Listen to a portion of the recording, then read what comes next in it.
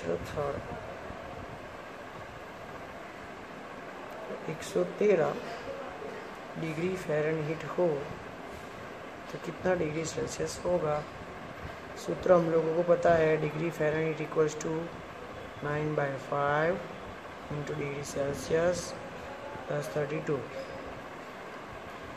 ठीक है ना। तो ये डिग्री फ़ारेनहीट कितना है 113, तो 113 इक्वल्स टू 9/5 गुणे डिग्री सेल्सियस प्लस 32। अब ये जो प्लस 32 है वो सामने आएगा, तो 113 माइनस 32, तो 9/5 गुणे डिग्री सेल्सियस। 113 में से 32 जाएंगे तो बोलो कितने बचेंगे 81, 9/5 गुणे डिग्री सेल्सियस।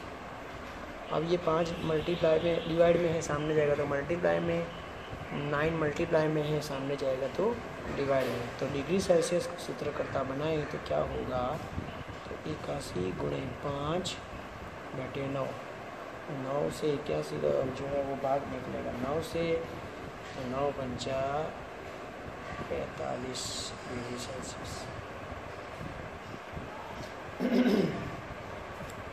ठीक है, चलो अब ये वाला हो गया। अब आप लोगों को मैं एक थोड़ा सा बाहर का एक प्रश्न देता हूँ, क्या आप लोगों को समझ में आता है कि नहीं आता है, या किसी के पास जवाब हो तो बता देना।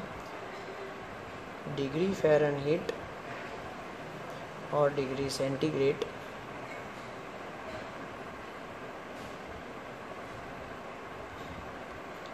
कितने ताप मूल्य के लिए समान होते हैं, ठीक है ना। तो आप लोग ये ट्राई करना, जितने भी होशियार लोग हैं वो लोग सभी जो है इसको ट्राई करें। तो हमारे तो सारे विद्यार्थी होशियार हैं, तो सारे के सारे ही ट्राई करना भाई। चलो आगे, केल्विन तापक्रम और इस डिग्री सेल्सियस के मध्य संबंध देख लेते हैं।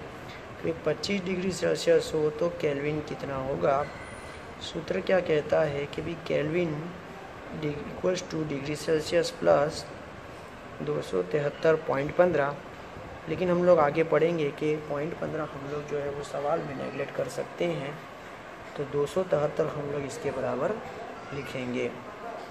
चलो, तो 25 degree Celsius plus 273 equals to हम लोगों को यहाँ पर जो है वो कितना मिलेगा, तो 5 और 3 8, 7 और 2 9 और ये 200, तो केल्विन मिला 298, ठीक है ना। तो ये तो बहुत सरल था, बहुत इजी था, ये सिर्फ हम लोगों को इसमें जो है वो योग ही करना था। ओके, देखो अगर हम लोग एक नया सवाल लें तो नया सवाल कैसे बनेगा कि 308 केल्विन बराबर डिग्री फ़ारेनहीट कितना। देखो, केल्विन और डिग्री फ़ारेनहीट के लिए हमारे पास कोई सीधा सूत्र नहीं है, तो पहले हम लोगों को एक काम करना पड़ेगा। पहले केल्विन से हम लोग डिग्री सेल्सियस का मूल्य लाएंगे और डिग्री फ़ारेनहीट और डिग्री सेल्सियस वाला सूत्र इस्तेमाल करके हम लोग डिग्री फ़ारेनहीट ज्ञात करेंगे। तो उसके लिए पहले हम लोग केल्विन का सूत्र लिख देते हैं। केल्विन का जो ये मूल्य है वो लिख देते हैं 273, डिग्री सेल्सियस ज्ञात करेंगे, तो इसमें से इतना जो है वो माइनस हो जाएगा और आप लोगों को यहाँ पर मिलेगा 5 और 3 35, तो डिग्री सेल्सियस हम लोगों को मिला 35। चलो, अब हम लोग क्या करेंगे, तो हम लोगों को चाहिए डिग्री फ़ारेनहीट और डिग्री सेल्सियस हम लोगों को मिल चुका है, तो इन दोनों के मध्य कोई संबंध रखने वाला सूत्र है तो 9/5 गुणे degree Celsius plus 32, 9/5 degree Celsius का मूल्य है 35 प्लस 32। चलो, ये 7 से गया, ठीक है। 9 गुणे 7, 9 7 63 और ये 32, तो 3 और 2 5, 6 और 3 9, तो ये आ गया आप लोगों का डिग्री फ़ारेनहीट।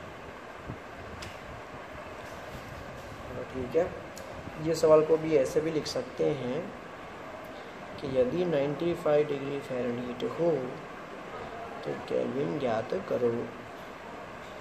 तो हम लोग क्या कर सकते हैं, पहले 95 डिग्री फ़ारेनहीट में से पहले डिग्री सेल्सियस लाएंगे और डिग्री सेल्सियस आंसर आ जाएगा, उसको हम लोग इस सूत्र में लिख देंगे तो केल्विन हम लोगों को प्राप्त हो जाएगा। एक सवाल मैं दे रहा हूँ, उसको हल करने की कोशिश करना। 288 यदि केल्विन हो तो डिग्री फ़ारेनहीट कितना होगा। ये आप लोगों को जो है वो आप लोगों को अपने तरफ से जो है वो प्रयत्न करना है, ठीक है। अब देखो, आप लोग जब 11th में आ जाते हो, चाहे साइंस हो या कॉमर्स हो, आप लोगों को एक सिंपल जो है कैलकुलेटर आप लोगों को ख़रीद लेना है। तो सादा कैलकुलेटर या सिंपल कैलकुलेटर आप लोग ख़रीद लो, तो सिंपल कैलकुलेटर में भी जो है हम लोग इसको कर सकते हैं, ठीक है। कैसे कर सकते हैं वो मैं आप लोगों को बताता हूँ।